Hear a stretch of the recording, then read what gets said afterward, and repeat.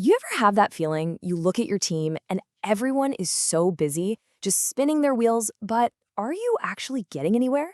Yeah, you're not alone. So today, we're going to crack open a legendary playbook for managers, Andrew Grove's High Output Management. We're going to start thinking about your team less like a group of people and more like a high-performance factory. And I'm going to give you the blueprint to engineer some serious results.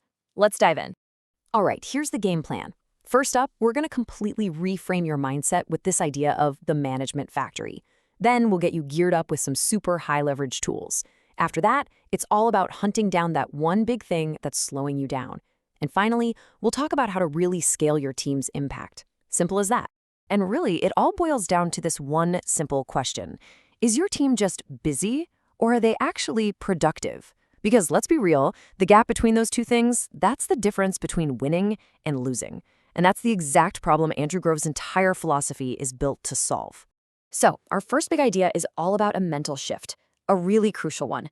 We've got to stop thinking of management as this soft, fuzzy art form, and instead start treating it like a precise, data-driven engineering process. So, yeah, welcome to the management factory. Okay, this right here, this is the absolute heart of it, the huge difference between activity and output. See, activity is all the noise, the endless emails, the back-to-back meetings, the sheer number of hours people are putting in.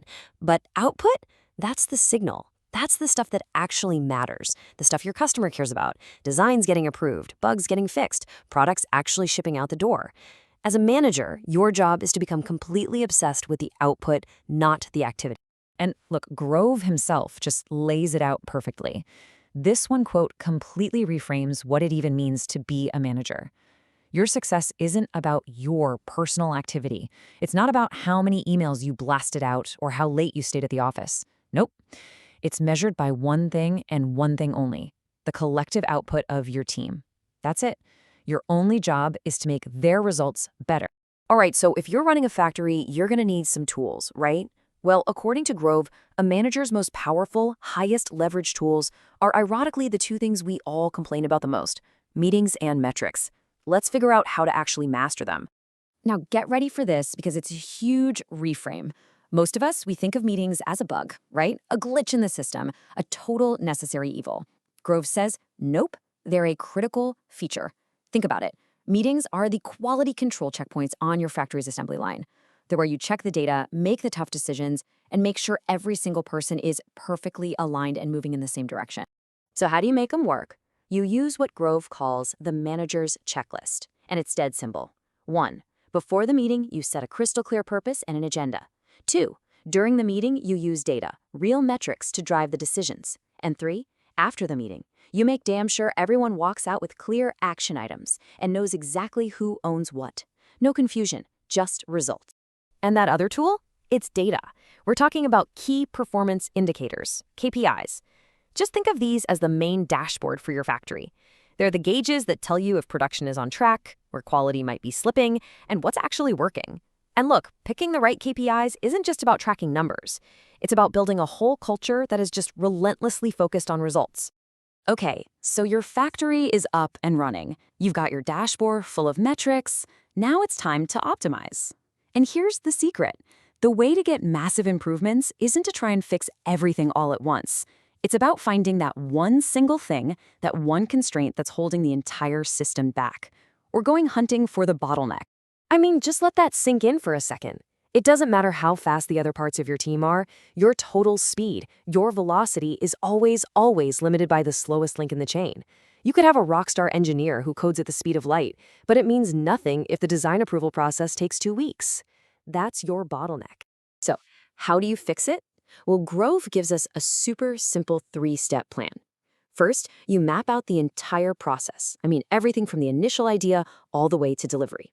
Second, you use your data, your KPIs, to find the single slowest step. Find that constraint. And third, you swarm it. You focus all of your team's resources and energy on fixing that one bottleneck first. That's how you get real, lasting improvement.